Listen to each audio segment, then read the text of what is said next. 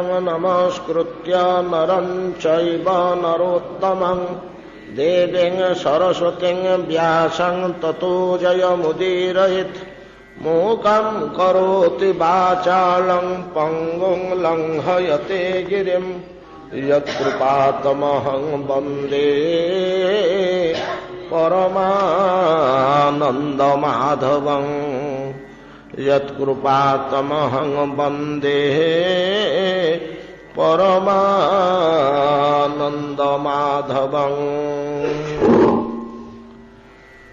नमज्जुप्यस्य तरिबुद्धिमच्युतः कंसस्य दूतः प्रहितोऽपि विश्वदृक् जोऽन्तर्बहिश्चेतसत् एतदीहितं क्षेत्रज्ञ इक्ष्यत्यमलेन चक्षुषा। अप्यङ्घ्रिमूले बहितं कृताञ्जलिं मामीक्षिता सस्मितम् आर्द्रया दृशाम्। सपद्यपध्वस्त समस्त किल्बिषो बूढामुदङ्गीतविशङ्क ऊर्जिताम्। सुहृत्तमं ज्ञाति अनन्य दैवतं दूरभ्यां बृहद्भ्यां परिरप्स्यते थमां। आत्मा हि तीर्थी क्रियते तदैव मे बन्धश्च कर्मात्मक उच्छ्वसीत्यतः। लब्धांग संगं प्रणतं कृताञ्जलिं मा वक्ष्यते क्रूरततेत्युरुश्रवः। तदा वयं जन्म भृतो महीयसा नैवादृत जोधिगमुष्य जन्मतत्।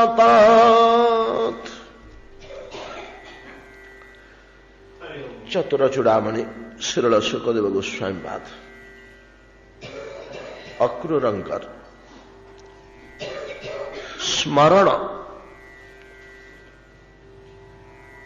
साधन हरिस्मरण रूपक साधन परीक्षित सम्मुख में वर्णना कला बेले एका परीक्षित कहीं 88,000 मुनि सर्वेच देवर्षि ब्रह्मर्षि वर्ज्य राजर्षि वर्ज्य अरुणादयाश्च 14 भुवनर सर्वेच बहुत गुड़िए नामकरण करा जायछि। जोड़िए श्लोक विशेष विशेष मुनि ऋषि मानकर नामकरण कराई। जा भितर परशुराम मध्य अछंती। परशुराम का नामकरण भी कराई। यही स्तर पर्यंत ऋषि मुनि माने समस्ते आसी पहुंची। परशुराम भी आसचंती। व्यासंगर नामकरण अच्छे। परशुराम अच्छा पराशर अच्छा आउ बड़ बड़ मुनि माने नामकरण कराई। परिशेष कही सर्वेच। परीक्षित सम्मुखें सुखदेव गोस्वामी जिते श्रीमद भागवत कथा 7 दिवस व्यापी आलोचना करुछंती सेतिके बेले केउ केउ माने उपस्थित थिले से संबंध में कहवा को जाई।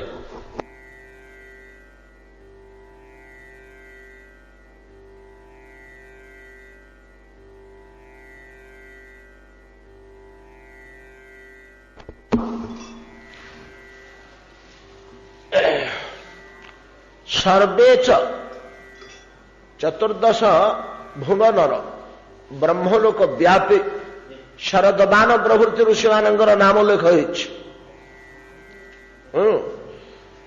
शरदबान ना वैदिक ऋषि वेदरे आंगना देखा मिले।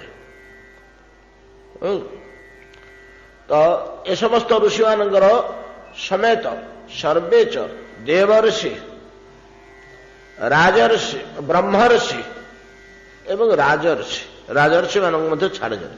अरुणादयाश्च बोली कहुई क्यों राजर्षि देवर्षि ब्रह्मर्षि आम स्वाभाविक भाव ग्रहण कर राजर्षि राजा गुड़ाक भितर जनक प्रभृति भाया जी ऋषि थे ऋषि तुल्य राजा गुड़ाक कि ऋषि तुल्य तो मनु प्रभृति राजा थे किंतु से ऋषि स्तरीय तो राजर्षि एमाने समस्त अरुणादय प्रभृति समस्त मुनि ऋषि से जमा होती टीकार देखा मिले अन्य पुराण में 88,000 बोली भागवत कोठी उल्लेख नहीं किंतु अन्य पुराण मध्य भागवत पुराण तुल्य त्रिकाल सत्य और सर्वदर्शी 88,000 ऋषि समवेत थिले बोली गंगा तटरे कहुई एमान आगे परीक्षित को भागवत कथा कहते एमाने समस्त उपस्थित मैंने शुणुंट तेणु भूलभाल कथा सुखदेव गोस्वामी कहते एटा कलना करें कले मैंने छाड़ते भूलभाल कथा कहबेनि समस्ते आग्रह ग्रहण कर समालोचना करना से भितर अच्छा सुखदेव गोस्वामी पिता पितामह प्रपितामह गुरु परम गुरु एवं परात्पर गुरु पिता अछन्ति व्यास पितामह पराशर ना उल्लेख अच्छी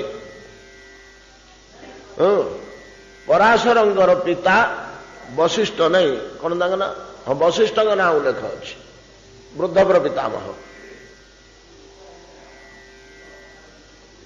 वशिष्ठ वंश नहीं कि सुखदेव गोस्वामी नहीं व्यासपुत्र टी वासिष्ठाय नमो नमः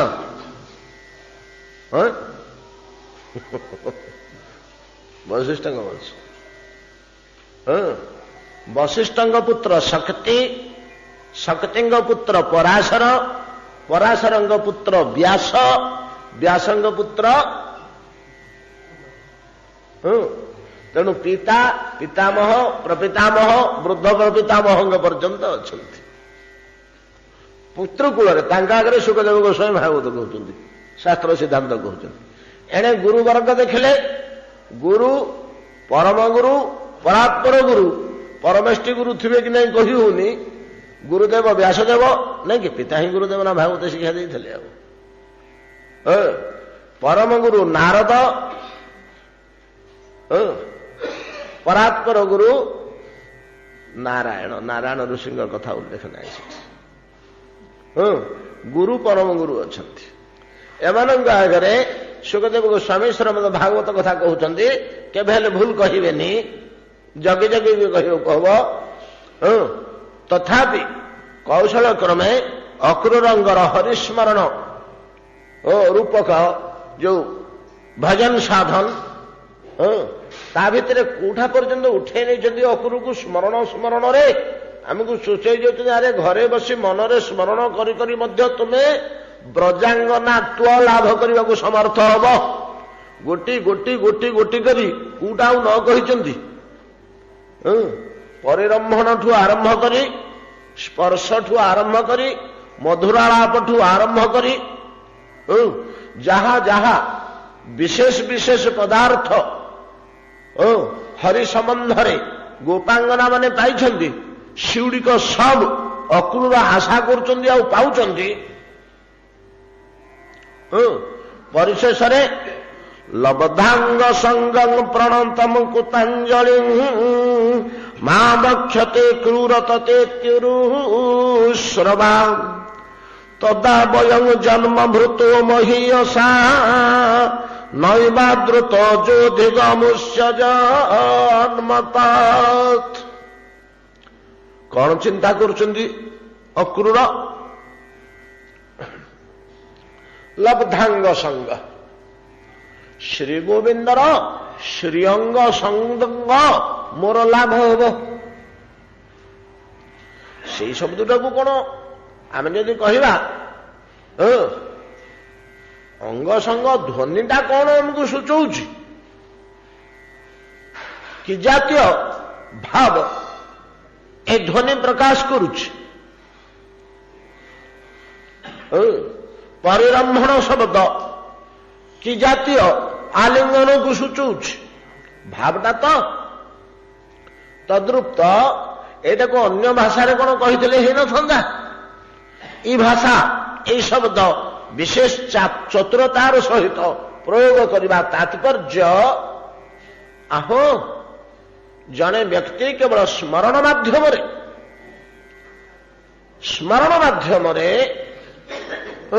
ମଧ୍ୟ କେବଳ ମନରେ ବିଚାରି ବିଚାରି ଏହି ଉର୍ଦ୍ଧ୍ୱ ସ୍ତର ପର୍ଯ୍ୟନ୍ତ ଗତି କରିପାରେ।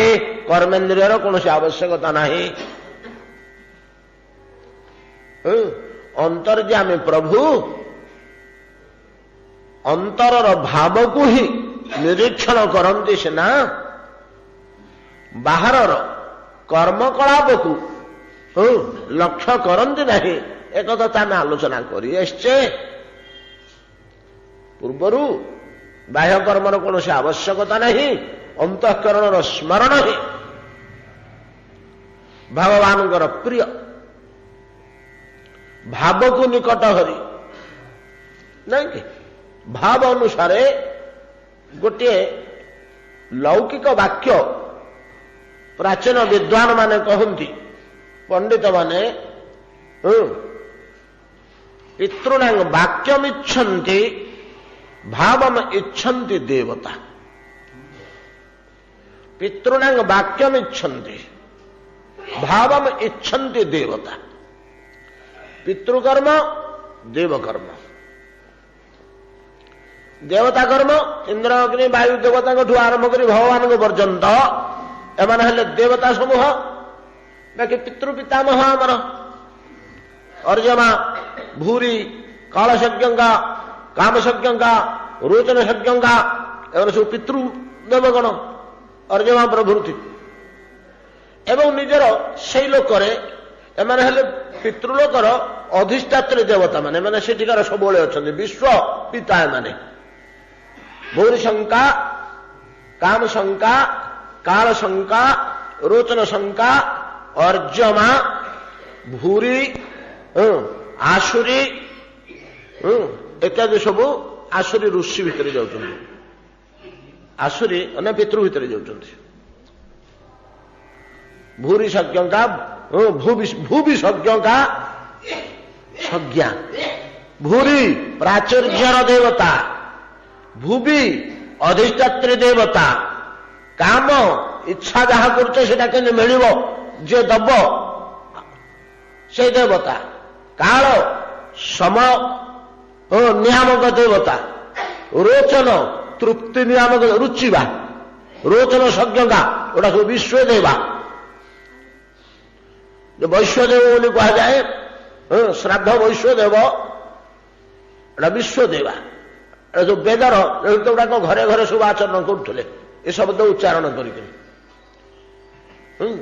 ଏ ସମସ୍ତ ପିତୃମାନେ ତିଳ ଦାନ, ଜଳଦାନ, ଶ୍ରାଦ୍ଧ, ତର୍ପଣ, ବୈଶ୍ୱଦେବ ଇତ୍ୟାଦି ପିତୃକର୍ମ କରୁଥିବା ବେଳେ ଏମାନେ ଚାହାନ୍ତି ସ୍ପଷ୍ଟ ଉଚ୍ଚାରଣ କରୁଛି ନା ନାହିଁ,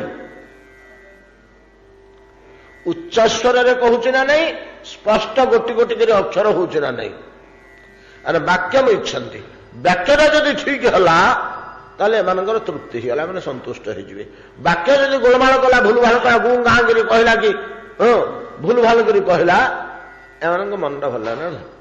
ଏମାନଙ୍କ ପାଖେ ତ ଦ୍ରବ୍ୟଟା ପହଞ୍ଚୁନି। ଯୋଉ ପିଣ୍ଡଟା ଆମେ ଦଉଛେ ପିତାଙ୍କୁ, ପିତା କି ପିତାମହ ଚାଲିଗଲେ ତାକୁ ଯୋଉ ପିଣ୍ଡଟା ଦଉଛେ, ସେ ପିଣ୍ଡଟା ତ ଯାଉନି, କିନ୍ତୁ ପିଣ୍ଡଟାକୁ ଦେଖିକିରି ସେ ତୃପ୍ତି ଲାଭ କରି ତାଙ୍କ କ୍ଷୁଧା ନିବୃତ୍ତି ହଉଛି। କ୍ଷୁଧା ନିବୃତ୍ତି ହଉଛି। ଆମେ ଖାଇ ପକେଇଲେ ପେଟ ପୁରେଇକିରି ଯୋଉ ତୃପ୍ତି, ସେମାନେ ଭୋଜନ ପରବର୍ତ୍ତୀ କାଳୀନ ତୃପ୍ତି ଭଳିଆ ତୃପ୍ତି ଲାଭ କରନ୍ତି। କିନ୍ତୁ ତୃପ୍ତିଟା କେଉଁ ପରିମାଣରେ ହବ? ଏ ବସ୍ତୁଟାକୁ ସେ ଦେଖୁଥିବେ ସୁଖ ଚକ୍ଷୁରେ, ସ୍ଥୂଳ ଦେହ ତ ନାହିଁ କିନ୍ତୁ ସୁଖ ଦେହ ଅଛି, ସୁଖ ଦେହରେ ସୁଖ ଇନ୍ଦ୍ରିୟ ଅଛନ୍ତି। ପିଣ୍ଡଟାକୁ ଦେଖୁଥିବେ, ବାକ୍ୟଟାକୁ ଶୁଣୁଥିବେ, ବାକ୍ୟରେ ପେଟ ପୁରିବ। ବାକ୍ୟଟା ଶୁଣି ଶୁଣି ସିଧରେ ତାଙ୍କ ସେଇ ବାଟେ ସୁଖ ଶରୀର ତ, ସ୍ଥୂଳ ଶରୀର ତ ନାହିଁ, ଯେ ପେଟ ଯେ ଆଁ କରିଦେବେ ତା ଭିତରେ ଭର୍ତ୍ତି କରି ଅଖାରେ ଭର୍ତ୍ତି କଲା ଭଳିଆ ଆମେ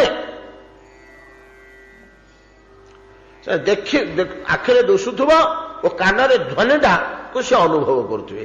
ଏ ଅନୁଭବରୁ ସେମାନଙ୍କର କ୍ଷୁଧା ନିବୃତ୍ତି ଜନିତ ତୃପ୍ତି ଲାଭ ହୁଏ। ତେଣୁ ସେମାନେ ବାକ୍ୟ ମିଛନ୍ତି, କିନ୍ତୁ ଦେବତା ଭାବ ମିଛନ୍ତି, ଋଷି ଆଚରଣ ମିଛନ୍ତି।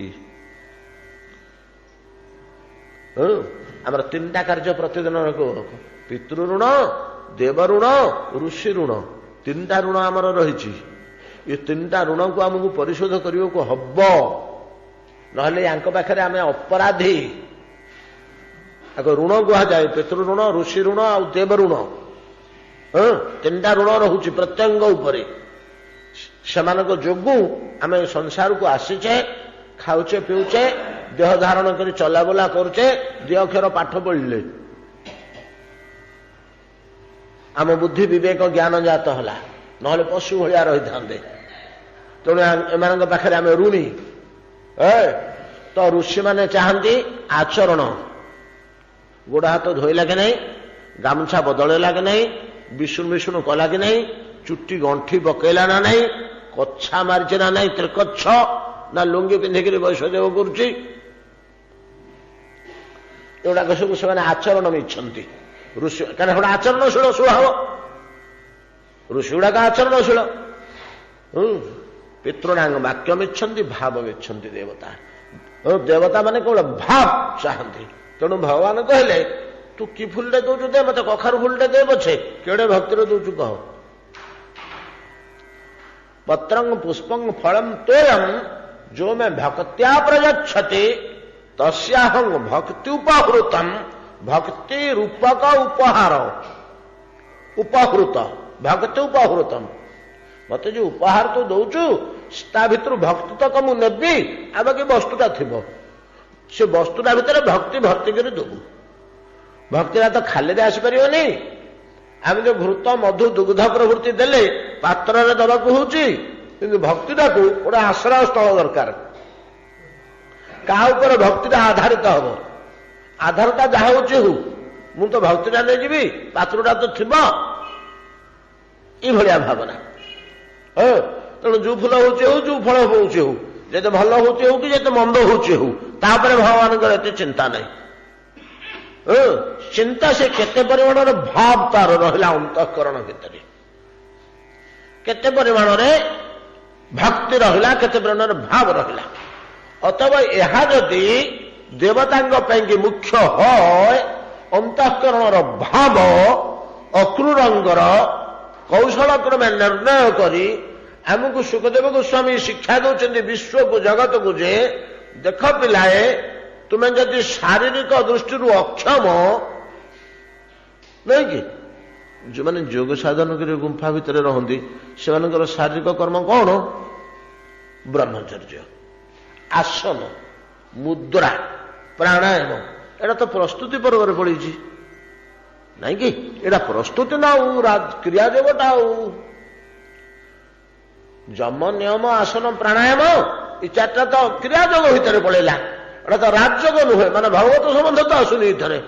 ଭଗବତ ସମ୍ବନ୍ଧ ଆସିବା ପୂର୍ବରୁ ଯୋଗ ସାଧନ ପାଇଁ ଏ ଚାରିଟା ହେଲା ପ୍ରସ୍ତୁତି। ଯେତେବେଳେ ଆରମ୍ଭ ହେଇଗଲା ରାଜଯୋଗ, ଭଗବାନଙ୍କ ସହିତ ସମ୍ବନ୍ଧ, ପ୍ରତ୍ୟାହାରରେ ମଧ୍ୟ ଏତେଟା ସମ୍ବନ୍ଧ ନାହିଁ। ଧ୍ୟାନ, ଧାରଣା, ସମାଧି, ଏ ତିନିଟାରେ ଈଶ୍ୱର ସମ୍ବନ୍ଧ ଆସିଲା। ଏଥିରେ ଶରୀରର କିଛି କ୍ରିୟା ଅଛି? ଏଥିରେ ଶରୀରର କ୍ରିୟା କିଛି ଅଛି? ଧ୍ୟାନ, ଧାରଣା, ସମାଧି ଅଷ୍ଟାଙ୍ଗ ଯୋଗର ଶେଷ ତିନି ପାଦ। କର୍ମେନ୍ଦ୍ରିୟର କୌଣସି ସମ୍ବନ୍ଧ ନାହିଁ, କି ଦେହର କୌଣସି ସମ୍ବନ୍ଧ ନାହିଁ। ଦେହଟା ଖାଲି ଥୁଆ ହେଇଛି ଗୋଟେ ଉପଲକ୍ଷ ହେଇକରି, ଆତ୍ମାଟା ତା ଭିତରେ ଅଛି ବୋଲି। ଶାମୁକାଟା ଆମେ ଥୋଇଛେ, ତା ଭିତରେ ମୁକ୍ତାଟା ଅଛି ବୋଲି। ନହେଲେ ଶାମୁକା ସହିତ ଆମର କିଛି ସମ୍ବନ୍ଧ ନାହିଁ, କି ଆବଶ୍ୟକ ନାହିଁ। ବରଂ ସେଟା ତ୍ୟାଜ୍ୟ, ଗନ୍ଧେଇବା ଘର ଦ୍ୱାର, ଆମିଷ ପଦାର୍ଥଟା ହାତ ଧୋଇବାକୁ ପଡିବ, ହାତ ମାଟି କରିବାକୁ ପଡିବ ସେଟାକୁ ଧରିଲେ। କିନ୍ତୁ ମୁକ୍ତାଟା ଅଛି ବୋଲି ତାକୁ ଆମେ ଯତ୍ନ କରି ରଖୁଛେ। ସେମିତି ଦେହଟାକୁ ଯତ୍ନ କରି ରଖା ହଉଛି କେବଳ ଆତ୍ମାଟା ତା ଭିତରେ ଅଛି ବୋଲିକିରି।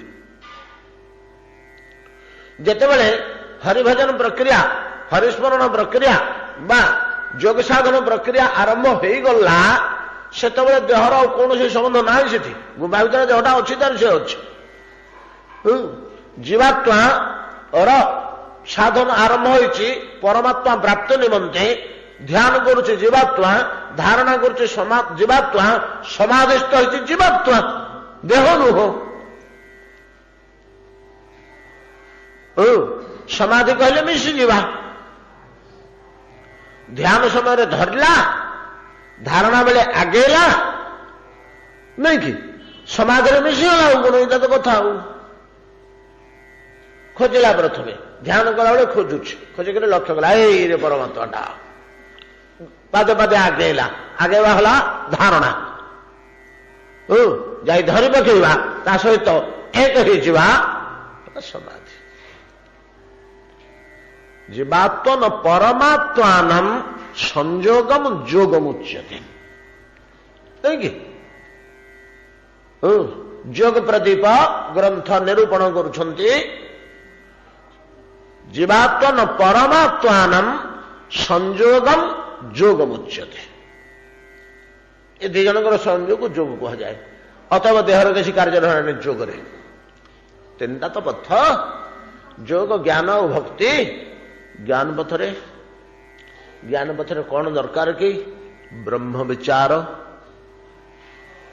तर्क विवेचना मीमांसा निष्पत्ति नहीं कि तो बुद्धि दरकार होला मस्तिष्क दरकार होला मुख दरकार होला व्याकरण पढ़िवा दरकार होला निरुक्त पढ़िवा दरकार होला नहीं कि एगुड़ा योग्यता हासिल कला वेदांत 6टा दर्शन पढ़िला परिश्रम कला तापरे वेदांतर गोटे गोटे सूत्र उपरे गभीर विचार तर्क मीमांसा चली तो गुरुंग मुहरु शुणुची तार तात्पर्य प्रतिपक्ष सहित जुक्ति तर्क करुची ए समस्त करुला बेले तार कर्मेन्द्र देहटा काम लगी युड़ाक प्रस्तुति जोगर 5टा पाद भाया युड़ा प्रस्तुति जेतबेले ब्रह्म चिंतन आरंभ होगला ब्रह्म विचार सरी ब्रह्म विचार समय विचारी विचारी विचारी विचारी निर्णय होगला एटा ब्रह्म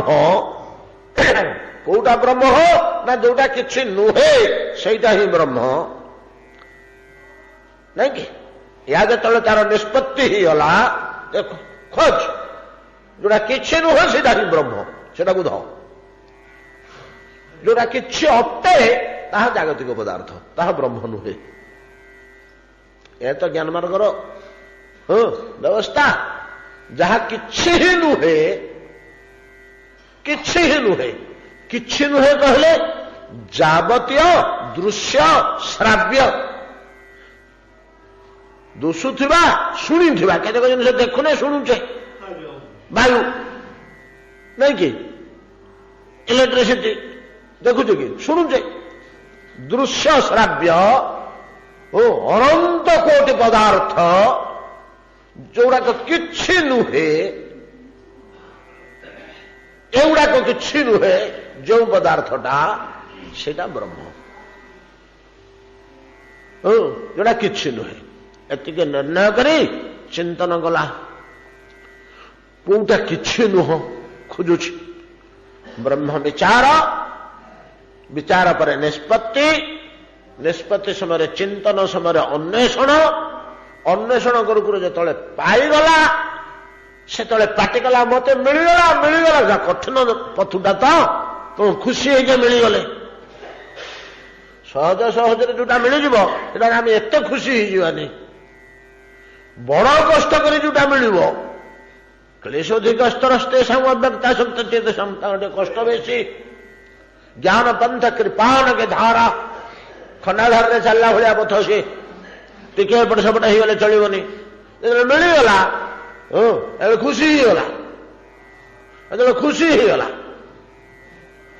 मु पाइगले बोली कौन पाइल हो ना मु अनुभव केवल करुछि आउ वाक्य ना मतलब कर्मेन्द्रिय कौन बागेन्द्रिय काम कलानी बागेन्द्रिय जो समर्थ हलानी अतएव जो ब्रह्म साक्षात्कार हला जीवर ज्ञान मार्गरे प्रस्तुति समय सीना देहर आवश्यकता थिला ସାଧନ ସମୟରେ ଅନ୍ୱେଷଣ ସମୟରେ ଓ ପ୍ରାପ୍ତି ସମୟରେ ଦେହର କୌଣସି ଆବଶ୍ୟକତା ନାହିଁ। ଅତଏବ କି ଜ୍ଞାନ ମାର୍ଗ, କି ଯୋଗ ମାର୍ଗ, କି ଭକ୍ତି ମାର୍ଗ, ଦେହର ଆବଶ୍ୟକତା କୋଉଠି ହେଲେ ନାହିଁ। ଦେହର ଆବଶ୍ୟକତାଟା କେଉଁ ପର୍ଯ୍ୟନ୍ତ? ପ୍ରସ୍ତୁତି ପର୍ଯ୍ୟନ୍ତ। ପ୍ରସ୍ତୁତିର କଣ ଆବଶ୍ୟକ? ପ୍ରକୃତରେ ପ୍ରସ୍ତୁତିର ଆବଶ୍ୟକ ନାହିଁ। ଭଗବାନ ଆମକୁ ଏମିତି ତିଆରି କରିକି ଦେଇଛନ୍ତି ଯେ ଆମେ ପ୍ରସ୍ତୁତି ହେବାର ଆବଶ୍ୟକ ନାହିଁ। ତାହେଲେ ଏତେ ଲମ୍ବା ପ୍ରସ୍ତୁତି କଣ ପାଇଁ? ଆରେ ଯେତେକ ମାଟି ବୋଳିଛ ସେତକ ଛଡେଇବାଟା ହଉଛି ପ୍ରସ୍ତୁତି। ତୁମେ ତମର ଓରିଜିନାଲ ଅବସ୍ଥାକୁ ପଳେଇ ଆସ। ଭଗବାନ ତମକୁ ଯୁବ ଅବସ୍ଥାରେ ଛାଡ଼ିଥିଲେ ସେ ଅବସ୍ଥାରୁ ତୁମେ ଯେତେକ ମଇଳା ଭିତରେ ଭର୍ତ୍ତି କରିଛ କି ଯାହା ବ୍ୟତିକ୍ରମ କରିଛ ସେ ବ୍ୟତିକ୍ରମଟାକୁ ଦୂର କରିକି ପୂର୍ବ ସ୍ଥିତିକି ଆସିବାଟା ହିଁ ପ୍ରସ୍ତୁତି। ନହେଲେ ପ୍ରସ୍ତୁତିର ଆବଶ୍ୟକତା ନାହିଁ। ଯେ ଇମ୍ପିଓର ହେନି ତାର ପିଓର ହବା ଦରକାର ନାହିଁ, କି ପ୍ରସ୍ତୁତି ଆବଶ୍ୟକ ନାହିଁ। ଯଥା ଏଇ ସୁଖଦେବ ଗୋସ୍ୱାମୀ, ତାର କେତେ ପ୍ରସ୍ତୁତି ଦରକାର ହେଲା? ତାର ପ୍ରସ୍ତୁତି ଦରକାର ହେଲା ଜଙ୍ଗ ପ୍ରବରଜନ୍ତ ମନୋପେତ ଅପେତ କୃତ୍ୟମ ଦ୍ୱୈପାୟନ ବିରହ କାତର ଆଜୁହାବ ପୁତ୍ରେତି ତନମୟତୟାତର ବୋଭିନେଦୁ ତଂ ସର୍ବଭୂତ ହୃଦୟ ମନେ ମାଙ୍ଗନତୋସ୍ମି। ପ୍ରତିଦିନ ପରା ଆମେ ମଙ୍ଗଳାଚରଣ କରୁଛେ। ଉଠି ଜନ୍ମ ହେଲା କ୍ଷଣେ ଯେତେବେଳେ ବ୍ୟାସ ଆକୁଳ ବ୍ୟାକୁଳ ହେଇଗଲେ ପୁତ୍ର ମୁଖ ଦର୍ଶନ କରିବା ପାଇଁ, ପୁତ୍ରଟି କାହାକୁ ଭଲ ନ ଲାଗେ? ଗାନ୍ଧାରୀ ପରା ପଥର ଛେଚିକିରି ପିଲାଙ୍କୁ ବାହାର କଲେ ପେଟିରୁ। ଆଉ କଣ ଦୀର୍ଘ ଦିନ ବିତିଗଲା, ଯେତେବେଳେ ଜନ୍ମ ନହେଲେ ଆଉ ଧୈର୍ଯ୍ୟ ଧରି ପାରିଲେନି, ପୁତ୍ର ମୁଖ ଦର୍ଶନ କରିବା ପାଇଁ ଏଡ଼ିକେ ବ୍ୟାକୁଳା ଗାନ୍ଧାରୀ। ବ୍ୟାସଙ୍କ କୃପାରେ ସନ୍ତାନ ହେଇଛି, ଗର୍ଭରେ ଅଛି, ସେ ସନ୍ତାନ ଜନ୍ମ ହଉନି, ସେମିତି ଅଛି ପେଟରେ। ଗୁଡ଼େ ଦିନ ବିତିଗଲାଣି, ଗୁଡ଼େ ଦିନ ବିତିଗଲାଣି। ତ ସେଠୁ କଣ କଲେ ନା, ତଳ ଗୋଟେ ଦିନ ଏମିତି ବିହଳିତ ହେଇ ଆସିଲେ, ହେଇଗଲେ ପୁତ୍ର ବିରହ କାତରା ଗାନ୍ଧାରୀ। ମୁଁ ପୁଅଟିଏ କହିବି, କୁନ୍ତୀର ପୁଅ ହେଇଗଲା, ସେଠୁ ଯୁଧିଷ୍ଠିର ଜନ୍ମ ହୋଇପାରିଲେଣି। କୁନ୍ତୀର ପୁଅ ହେଇଗଲା, ସେ ପୁଅ କାଖେଇକିରି ବୁଲୁଛି। ମୋର ପୁଅଟିଏ ହଉନି ଏପର୍ଯ୍ୟନ୍ତ, ମୋ ପେଟରେ ସନ୍ତାନ ଅଛି, ଆଉ ଧୈର୍ଯ୍ୟ ଧରି ପାରିଲେନି। ଗୋଟେ ପଥର ଶିଳୁପାଟେ ଧରିକିରି ପେଟରେ ଆଘାତ କଲେ, ଜୋର କରି ଆଘାତ କରି ସେ ସନ୍ତାନଟାକୁ ଜନ୍ମ କରିଦେଲେ। ଏ ପର୍ଯ୍ୟନ୍ତ ଯାଉଛି, ଏଟା ତ ପୁରାଣର କଥା, ମହାଭାରତର କଥା। ପିଣ୍ଡଟେ ଜନ୍ମ ହେଲା, ମାଂସ ପିଣ୍ଡଟେ ଜନ୍ମ ହେଲା। ଏ ପିଲାରୁ ହେଇନି ମାଂସ ପିଣ୍ଡଟା ବୋଲି କଣ କରିବି, କେଡେ କଥା କଲି, କେଡେ କଥା। ଗୁରୁଦେବ ଗୁରୁଦେବ ଗୁରୁଦେବ ବ୍ୟାସଙ୍କୁ ସ୍ମରଣ କଲେ। ସେଗୁଡାକ ସେମିତି ଲୋକ ତ ତାଙ୍କ ଉପରେ ଗଭୀର ବିଶ୍ୱାସ ଥିଲା। ବ୍ୟାସଦେବ ଆସିଲେ, କଣ ପାଇଁ ଭାଗବତ କହିଲୁ? ଯେମିତି କି ଏବେ ତ ଜନ୍ମ ହେବା କଥା, ମୁଁ ଆହୁରି 2-3 ବର୍ଷ ଯାଇଥାନ୍ତା, ମୁଁ ତାକୁ ସେଇ ହିସାବରେ ତିଆରି କରିଥିଲି, ଏବେ କେମିତି ଜନ୍ମ ହେଲା? ନା ମୁଁ ଏମିତି ପଥର ଛେଚି ବାହାର କରିଦେଲି। କେଡେ କଥା କଲୁ ଚଣ୍ଡାଳୁଣି, ଏବେ କଣ କରିବି କହ? ନା ପିଲା କରିଦିଅନ୍ତୁ ସେଟାକୁ। ସେ ଜାଣନ୍ତି ଆଙ୍କର ଇଏ ସର୍ବଶକ୍ତିମାନ, ସେ ଭରସା ବି ଅଛି, ଆଉ ମତେ ନିଶ୍ଚୟ କୃପା କରିବେ, ଏ ବିଶ୍ୱାସ ମଧ୍ୟ ଅଛି। ଏଇଟାକୁ କେମିତି ପିଲା କରିଦେବି? ନା ଆପଣ ସବୁ କରିଦେବେ ତ, ଆଉ ମୁଁ କଣ କରିବି? ବାଧ୍ୟ କଲେ। ଆଉ ହଉ ମୁଁ ଗାଧେଇକିରି ଆସୁଛି, ର ଲୁଗା ବଦଳି କରି ବୋଲି ବ୍ୟାସଦେବ ତଳେ ଗଲା ବେଳକୁ ଇଏ ଗୋଟେ ପନିକି ପକେଇକି ତାକୁ 101 ଖଣ୍ଡ କରିଛନ୍ତି ପିଣ୍ଡଟାକୁ।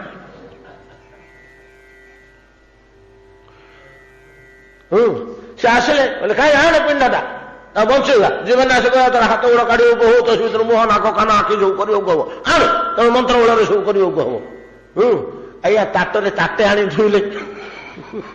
ଏଇଗୁଡା କଣ ନା, ଏଇଟା 100 ଖଣ୍ଡ ହେଇଛି। 100 ଖଣ୍ଡ ସିଦ୍ଧ କରୁଛୁ ନା? ହଁ। କାହିଁକି ନା 100ଟା ପିଲା କରନ୍ତୁ। ବ୍ୟାସଦେବ 100ଟା ପିଲା କଲେ। ଆଉ ଗୋଟେ ଛୋଟିଆ ଖଣ୍ଡୁଟେ ସେଟା ଅଲଗା କରି ଥୋଇଥାନ୍ତି, ଶେଷକୁ ଦେଲେ ତାକୁ ଟିକେ ଝିଅ କରିଦିଅନ୍ତୁ। ସନ୍ତାନ ବାସନା, ଜୀବର ସନ୍ତାନ ବାସନା। ପୁତ୍ରେଷଣା ପରା 4ଟା ଇଷଣା ଭିତରେ ଗୋଟେ। ଖାଲି ସେତିକି ନୁହଁ, ବେଦ କଣ କହିଲା ମନେ ପଡୁଛି ତାର? କଣ କହିଲେ?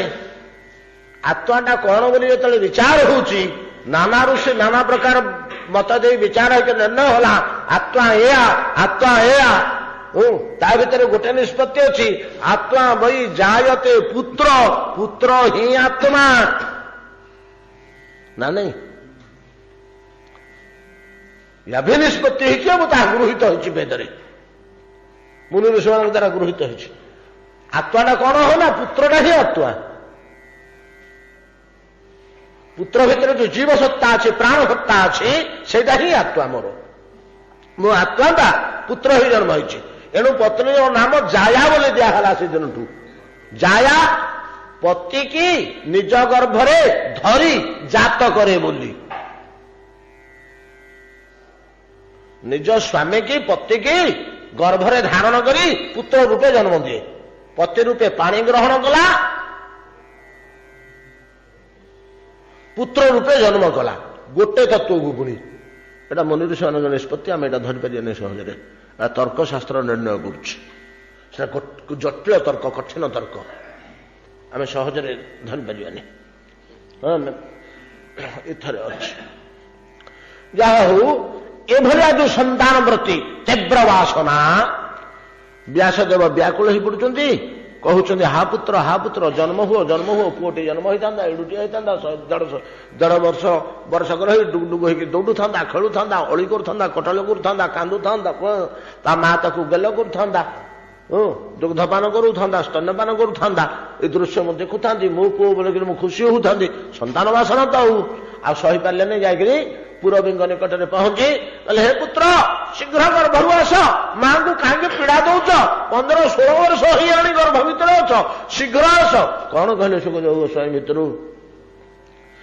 ପିତା, ମୁଁ ଭିତରେ ଥିବି, ଯିବିନି। କାହିଁକି ନା ଏଇ ଭିତରେ ମାୟା ସ୍ପର୍ଶ କରୁନି, ମୁଁ ହରିସ୍ମରଣ କରିବାର ଅବକାଶ ଏଠି ପାଉଛି। ତମକୁ କଷ୍ଟ ହଉନି? ଗର୍ଭ ଯନ୍ତ୍ରଣା ଭୟଙ୍କର, ଜନ୍ମ ମୃତ୍ୟୁ ଜରା ବ୍ୟାଧି, ଦୁଃଖ ଯୋଉ ସାନୁ ଦର୍ଶନ, 4ଟା ଦୁଃଖ ଭିତରେ ବଡ ଦୁଃଖ ହେଲା ଗର୍ଭ ଭିତରେ ରହିବା ଦୁଃଖ। ମାତୃ ଗର୍ଭରେ ଥିଲାବେଳେ ଯୋଉ ଭୟଙ୍କର ଦୁଃଖ, ଅକଥନୀୟ ଦୁଃଖ, ସେ ଦୁଃଖ ତମକୁ ବାଧୁନି? ହଁ, ଦୁଃଖ ହଉଛି ଯେ ଏତେକ ଦୁଃଖ ସହିଲେ କଣ ହେଲା? ହରିସ୍ମରଣ ଏଠି ହଉଛି, ମୁଁ ଭଗବାନଙ୍କୁ ଭଜନ କରିପାରୁଛି। ଯଦି ଗର୍ଭ ଭିତରୁ ବାହାରକୁ ପଳେଇବି ଆଉ ହରିସ୍ମରଣ କରିପାରିବିନି। କାହିଁକି ନା ମାୟା ମାଡ଼ି ବସିବ ସାଙ୍ଗେ ସାଙ୍ଗେ, କହିବ ଖା, ଶୁଅ, ଖେଳେ, ଚୋରି କରେ, ଡକୈତି କରେ, ଏଟା ସବୁ ବତେଇବ ମାୟା। ସେ ଭିତରେ ପୁରେଇ ଦେବ, ହରି ଭୁଲେଇ ଦେବ। ଏ ହଉଛି ମାୟାର କାର୍ଯ୍ୟ। ତେଣୁ ମୁଁ ଜନ୍ମ ହେବିନି। ଏଇ କଥା ମୁଁ ଅଛି, ମାୟାକୁ ପାଖରେ ପୁରେଇ ଦେବିନି, ଜଗିବି। ଆସ, ଜନ୍ମ ହୁଅ। ତମକୁ ଯଦି ମାୟା ସ୍ପର୍ଶ ନ କରିବ, ସେଭଳିଆ ବ୍ୟବସ୍ଥା ମୁଁ ବ୍ୟାସଦେବ, ସକଳ ପୁରାଣର ସ୍ରଷ୍ଟା, ବେଦର ବିଭାଗ କର୍ତ୍ତା, ମାୟାକୁ ପୁରେଇ ଦେବେନି, ମୁଁ ଗୋଡେ ଗୋଡେ ଜଗିବି ତମ ପାଖରେ। ଭୟ କରୁନା, ଆସ। ଅଟ୍ଟହାସ କଲ୍ୟା ପୁତ୍ର, ଗର୍ଭ ଭିତରେ ପିତା। ତୁମେ ତ ମହାମୋହରେ ପଡିଛ।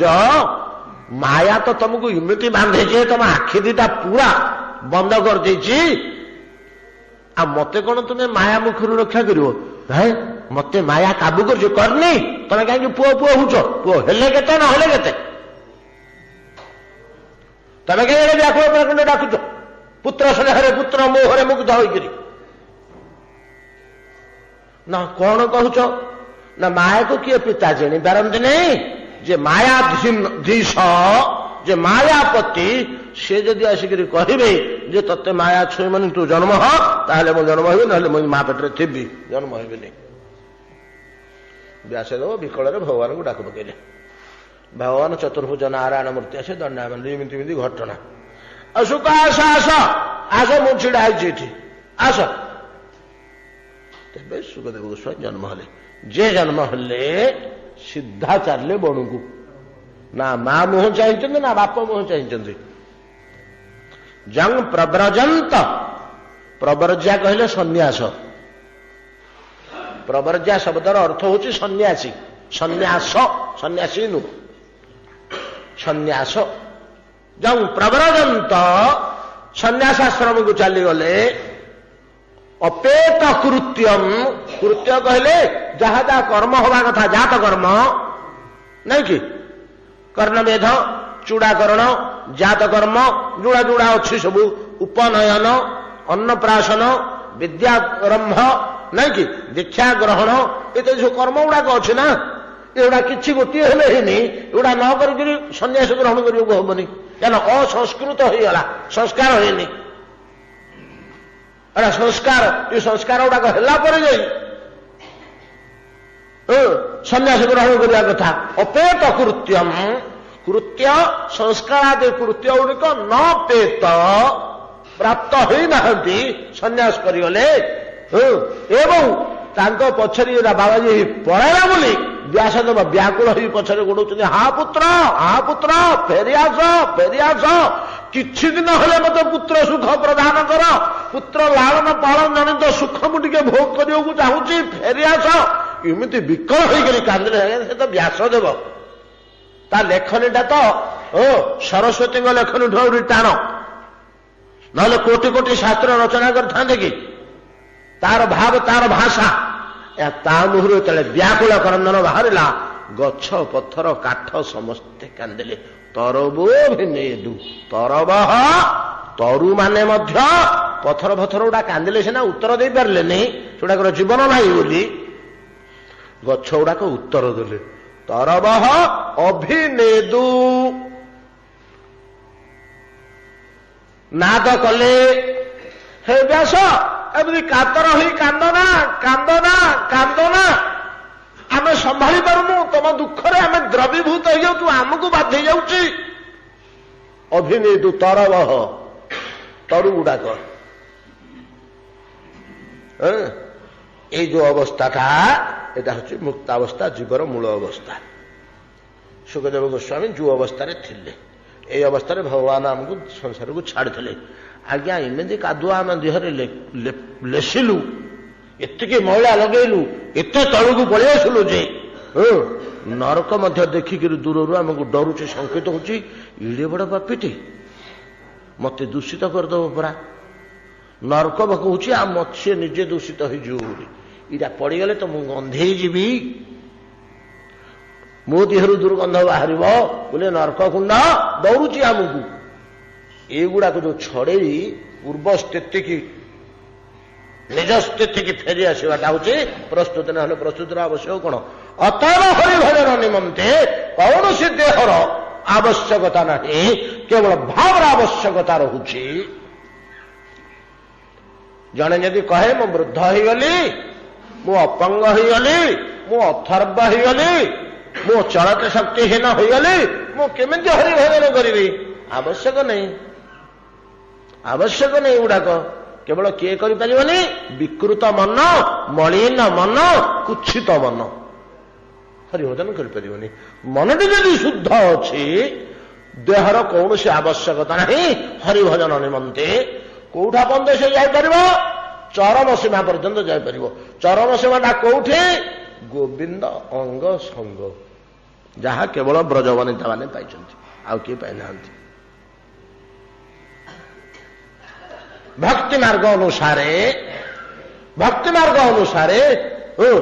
ଶ୍ରୀ ଗୋବିନ୍ଦ ଅଙ୍ଗ ସଙ୍ଗ ଅକ୍ରୂର ସେଇ ସ୍ଥାନରେ ଯାଇ ପହଞ୍ଚିଗଲେଣି। ତାଙ୍କ ଭାବନା ସେଇଟା ପର୍ଯ୍ୟନ୍ତ ପଳେଇଲାଣି। ଚିନ୍ତା କରୁଛନ୍ତି, ପରିଶେଷରେ କଣ କହୁଛନ୍ତି?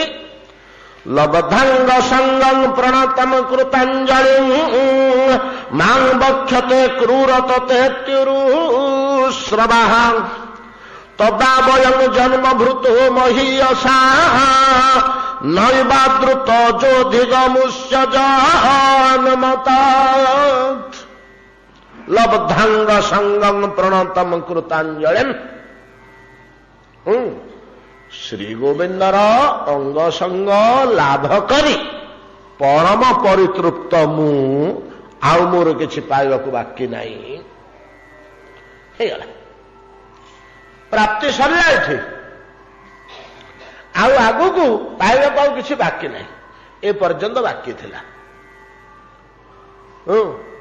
ସବୁ ମିଳିଲା ପରେ ମଧ୍ୟ ଭଗବତ ଜ୍ଞାନ ପାଇଲା ପରେ ଭଗବତ ସାକ୍ଷାତକାର ପାଇଲା ପରେ ଭଗବାନଙ୍କ ସହିତ ଆଳାପ ବିଳାପ ସରିଲା ପରେ ଭଗବାନଙ୍କ ସହିତ ସହୃଦ ସରିଲା ପରେ ଭଗବାନଙ୍କର ପରଶ, ଆଗକୁ ଅଛି ପ୍ରାପ୍ତି। କଣ ବୁଝୁଛନ୍ତି ନା? ପରଶ ପରେ ଆଉ ଯାହା ରହିଲା ସେଗୁଡାକ ସବୁ ରସାପନ୍ନ ରସରାଜ୍ୟର କଥା ଆମେ ଆଲୋଚନା କରିବାନି। ସେଟା ଆଲୋଚ୍ୟ ବସ୍ତୁ ନୁହେଁ। ସ୍ପରଶଠୁ ଧୀରେ ଧୀରେ ଧୀରେ ଧୀରେ ଧୀରେ ହେଇ କୋଉଠି ଅନ୍ତିମତା ମିଳିଲା?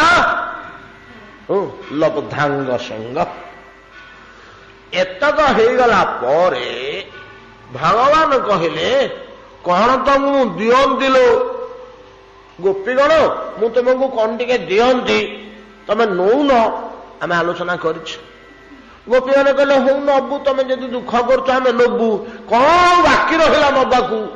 ଆମେ ପାଇବା ଜିନିଷଟାଠୁ ଆଉ ବଡ ଜିନିଷ କଣ ଅଛି? ସେମାନେ ଖୋଜିଲେ, ମିଟିଂ କରିକି ବସି ଆଳାପ ଆଲୋଚନା କଲେ, ଚିନ୍ତା କରି କରି ଦେଖିଲେ ଆମେ ଯୋଉ ଜିନିଷଟା ନଉଛୁ ଆଉ ଗୋଟେ ଗୋଟେ କରି ବାଛିଲେ, ଆଉ ଯୋଉ ଯୋଉ ବଡ ଜିନିଷ ଗୁଡାକ କୃଷ୍ଣଙ୍କ ଠାରୁ ମାଗିକିରି ନବୁ, ସେଗୁଡାକ ଆମକୁ ଅଙ୍ଗ ସଙ୍ଗ ଜନିତ ସୁଖରୁ ହଉ ପଛେ ମିଳନ କିମ୍ବା ବିପ୍ରଲମ୍ଭ, ଦୁଇଟାକ ଅଙ୍ଗ ସଙ୍ଗ।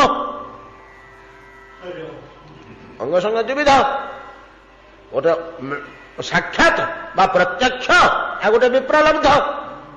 ବୁଝି ହଉନି? ଆମେ ଆଲୋଚନା କରୁଛେ ବିପ୍ରଲବ୍ଧ ସମ୍ବନ୍ଧରେ। ବିପ୍ରଲବ୍ଧଟା ବିରହ, ମନରେ ଭାବିବା ବସି ଯୋଉ ଅନୁଭବ ହେଇଗଲା ସେ ଅନୁଭୂତିଟାକୁ ବସିକରି ଚିନ୍ତା କରିବା ଓ ଚିନ୍ତନ ବେଳେ ତାଠୁ ଅଧିକ ପରିତୃପ୍ତି ଲାଭ କରିବା, ଏଟାକୁ ବିପ୍ରଲବ୍ଧ କୁହାଯାଏ। ତ ପ୍ରତ୍ୟକ୍ଷ ହଉ କିମ୍ବା ବିପ୍ରଲବ୍ଧ ହଉ, ଦୁଇ ପ୍ରକାର ଅଙ୍ଗ ସଙ୍ଗ ଅଛି। ଏ ଦୁଇଟାକ ଯେତେବେଳେ ଗୋବିନ୍ଦ ପାଖରେ ଅଛନ୍ତି ପ୍ରତ୍ୟକ୍ଷ ପାଇଲୁ, ଯେତେବେଳେ ଗୋବିନ୍ଦ ଦୂରରେ ରହେ ସେତେବେଳେ ବିପ୍ରଲବ୍ଧ ଅବସ୍ଥା ପାଇଲୁ। ଅଙ୍ଗ ସଙ୍ଗ ଆମର ନିରନ୍ତର ରହିଲା, ଗୋବିନ୍ଦ ସହ ବିଜଡ଼ିତ ହେଇକିରି ଆମେ ରହିଛୁ, ଦେହକୁ ଦେହ ଲାଗିକିରି। ଯଦି ଆଉ ଗୋଟେ ଜିନିଷ କିଛି ନଉଛୁ ତାହେଲେ ଏଠୁ ଟିକେ ଡିଟାଚ ହେଇକିରି ସେଟା ଦେଖିବାକୁ ପଡିବ। କଣ ବୁଝିପାରିଲେ ନା ନାଇଁ?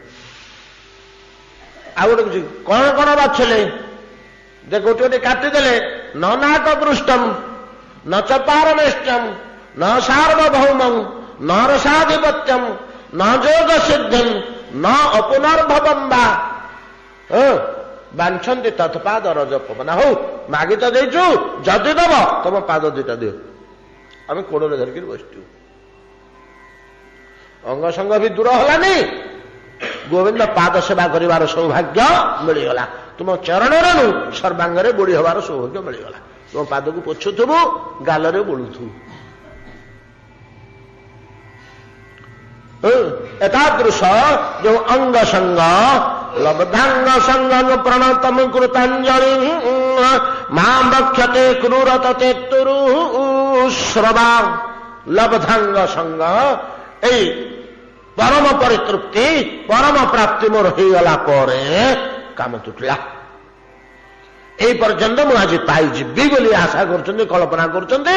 ଏବଂ ଯେକୌଣସି କଳ୍ପନାଟା ଗୋବିନ୍ଦ ପାଖରେ ସତ୍କଳ୍ପନା କଲେ ଆପଣଙ୍କର ନିଶ୍ଚିତ ଭାବରେ ପୂରଣ ହବ। ଗୋଟେ ପରୀକ୍ଷା କରୁନାହାନ୍ତି, ଗୋଟେ ମନେ ମନେ କଳ୍ପନା କରନ୍ତୁ, ଅନ୍ତଃକରଣର ଆବେଗ ସହ ସତ୍କର୍ମଟିଏ ମନରେ କଳ୍ପନା। ଜଗନ୍ନାଥ ଏଟା ମୁଁ କରନ୍ତି, ମୋର ମନ ହଉଛି, 2-3 ଥର ଯାଇ କହିଦିଅନ୍ତୁ, ଆଉ ତାର ସେ ହଉଛି କି ନାହିଁ ଦେଖନ୍ତୁ। ଏମିତି ସୁଯୋଗ ସୁବିଧା ଆପଣଙ୍କ ଦ୍ୱାରା ହେଇଯିବ। 5 ବର୍ଷ 10 ବର୍ଷ ଅପେକ୍ଷା କରିବାକୁ ହବ, ହେଇଯାଉଛି କି ନାହିଁ ଦେଖନ୍ତୁ। ତ ନିଶ୍ଚିତ ଭାବରେ ସଚେତନ ଭଗବାନ ଫଳବତୀ କରନ୍ତି। ପ୍ରଣତମ କୃତାଞ୍ଜଳି, ମୁଁ ଯେତେବେଳେ ଅତ୍ୟନ୍ତ ପ୍ରଣତ ଅବନତ ଅବସ୍ଥାରେ ମୁଣ୍ଡ ନୁଆଇକରି କୃତାଞ୍ଜଳି ପୁଟରେ ଗୋବିନ୍ଦ ପାଦାରବିନ୍ଦରେ ଦଣ୍ଡାୟମାନ ଥିବି, ମତେ ବାହୁରେ ଆଲିଙ୍ଗନ କରି ଧରିଥିବେ, କେତେ କଥା ମତେ କହିବ କହୁଥିବେ ସ୍ନେହରେ, ଆବେଗ ପ୍ରାଣରେ, ଆକୁଳ ହୃଦୟରେ, ବଲଗୁ କଣ୍ଠରେ, ତାତ ଅକୁଳ ଅକୁଳ ଆସ ଛିଡ଼ା ହ, ତାତ ଚାଚା ଚାଚା ଛିଡ଼ା ହ। ତତେ ଏତେ ଉରୁଶ୍ରବା, ଯାହାଙ୍କ କଥା କୋଟି ବ୍ରହ୍ମାଣ୍ଡରେ ଲୋକେ ଶୁଣୁଛନ୍ତି, ତା କଥା ମୁଁ ଆଜି ଶୁଣିବି କାନରେ। ତା ପାଟିର ଭାଷା, ଯାହାର ଗାଥା କୋଟି ବ୍ରହ୍ମାଣ୍ଡ ନିରନ୍ତର ଶ୍ରବଣ କରୁଛି, ଆଲୋଚନା କରୁছে ଉରୁଶ୍ରବା କଥାରେ। କେତେ ବାଟ ପଳେଇଲେ ଆମେ ସିଆଡେ କୁଆଡେ ସେଦିନ। ତା କଥା ଆଜି ମୁଁ ଶୁଣିବି, ସିଏ କହିବ ମୁଁ ଶୁଣିବି। ଉରୁଶ୍ରବା ତଦାବୟଂ ଜନ୍ମ ଭୃତୁ ମହୀୟସାମ୍, ସେତେବେଳେ ଜାଣିମି ଯେ ମୋର ଏଇ ଜନ୍ମଟା ସାର୍ଥକ ହେଇଗଲା। ତଦା ବୟମ୍, ଏଠି ବୟଟା ବହୁ ବଚନ, ଆମେ କହୁନେ କି ଅନେକ ସମୟରେ ଆମେ ଆଲୋଚନା କରୁଛେ ଖିଆ ପିଆ ନା ଆମେ ଆଜି ଖାଇବୁନି ଆଜ୍ଞା, ଆମର ଆଜି ଏକାଦଶୀ, ମୋର ନା ଆଉ ଆମର କହିଲେ ବହୁ ବଚନ ହେଇଗଲା। ସେଇଭଳିଆ ବୟମ୍ ତଦା ବୟମ୍ ଜନ୍ମ ମୃତ୍ୟୁ ଦେହ ଧାରଣ ଜନ୍ମ ହେଇଥିବା ମହୀୟସା, ମହାନ ଜନ୍ମ, ଆମର ଜନ୍ମଟା ମହାନ ଜନ୍ମ ହେଇଗଲା ବୋଲି ବୁଝିବ। କେତେବେଳେ ନା ଯେତେବେଳେ ଜାକିକିରି କୁଣ୍ଢେଇକିରି ଧରି ପ୍ରଣତ କୃତାଞ୍ଜଳି ଅବସ୍ଥାରେ ଥିବା ଆମ୍ଭଙ୍କୁ ଶ୍ରୀ ଗୋବିନ୍ଦ କୋଉଠି ଅତ୍ୟନ୍ତ ଗଭୀର ସ୍ନେହ ଆକୁଳ ପ୍ରାଣରେ ଡାକ ପକେଇছে, ଅକୁର ଅକୁର ତାତା ତାତା ଶୁଣ, ତମେ କାନ୍ଦ ନା, ବ୍ୟସ୍ତ ହନି, ବିକଳ ହନି ତାତା। ଏ ବାକ୍ୟ ଯେତେବେଳେ ମୁଁ ତାଙ୍କର କାନରେ ଶୁଣିବି ସେତିକି ବେଳେ ଜାଣିକରି ମୋର ଜୀବନ ସାର୍ଥକ ହେଇଗଲା, ମୋର ଜନ୍ମ ସଫଳ ହେଇଗଲା। ତଦା ବୟଙ୍ଗ ଜନ୍ମ ଭୃତୁ ମହୀୟସାମ।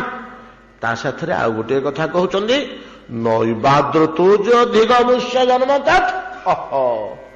ଏଇ ଜଗତରେ ଜନ୍ମ ଲାଭ କରି ଏତିକି ସ୍ନେହ ଯଦି ଗୋବିନ୍ଦ ଠାରୁ କିଏ ନ ପାଇଲା ତା ଜନ୍ମଟା ବ୍ୟର୍ଥ ହେଇଗଲା, ତା ଜନ୍ମକୁ ଧିକ୍, ତା ଜନ୍ମକୁ ଧିକ୍। ଯଦି ଭଗବାନ ତତେ ଟିକେ ସ୍ନେହ କଲେନି ତୁ କାହିଁକି ଜନ୍ମ ହଉଥିଲୁ ବର୍ତ୍ତରେ? କେମିତି ପଦୁଟେ କହୁଛୁ ସୁଖଦେବ ଗୋସ୍ୱାମୀ, ଆଜ୍ଞା ଦେଖନ୍ତୁ, ନିଆଁ ଚେଙ୍ଗିଲା ଭଳିଆ ଆମ ଦେହରେ ବାରୁଦରେ ନୂଆ ଚେଙ୍ଗିଲା ଭଳିଆ, ଆମେ ଯଦି ମଣିଷ ହେଇଥିବା ଆମ ଭିତରେ ପଦଟା କ୍ରିୟା କରିବୁ। ତ ନୈବାଦୃତ ଜହ, ଏଇଭଳିଆ ଯିଏ କୃଷ୍ଣଙ୍କ ଦ୍ୱାରା ଆଦର ନ ପାଇଲା, ନୈବାଦୃତ ଜହ ଅମୁଷ୍ୟ, ତାହାର ତତ ଜନ୍ମ, ସେଇ ଜନ୍ମଟା ଧିକ୍। ସଂସାରରେ ଜନ୍ମ ହୋଇଥିଲୁ ତତେ ଭଗବାନ ଟିକେ ସ୍ନେହ କଲେନି? କଣ ପାଇଁ ତ ସେ ଜନ୍ମ କରିଥିଲେ? କଣ ପାଇଁ ଜନ୍ମ ଦେଇଥିଲେ? ତ ଟିକେ ସ୍ନେହ କରିବେ, ଶ୍ରଦ୍ଧା କରିବେ, ପ୍ରୀତି କରିବେ ବୋଲି ଜନ୍ମ ଦେଇଥିଲେ। ଭକ୍ତି ସିଦ୍ଧାନ୍ତ। ବାପ ପୁଅଟିକୁ କାହିଁକି ଜନ୍ମ ଦେଇଥିଲେ?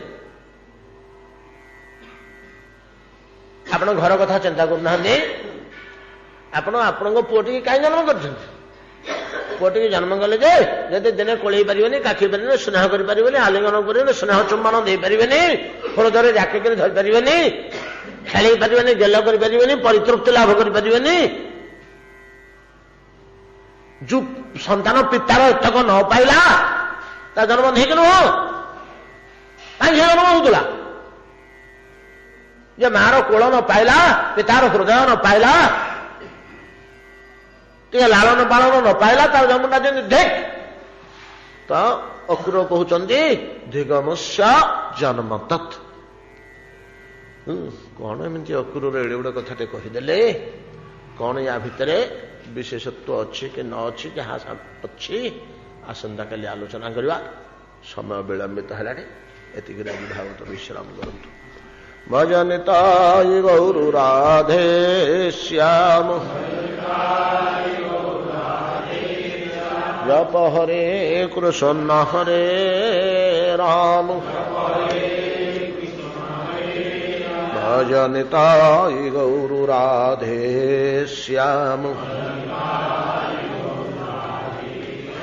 জপ হরে কৃষ্ণ হরে রাম ভজনিতাই গৌর রাধে শ্যাম জপ হরে কৃষ্ণ হরে রাম ভজনিতাই গৌর রাধে শ্যাম জপ হরে কৃষ্ণ হরে রাম জপ হরে কৃষ্ণ হরে রাম জপ হরে কৃষ্ণ হরে রাম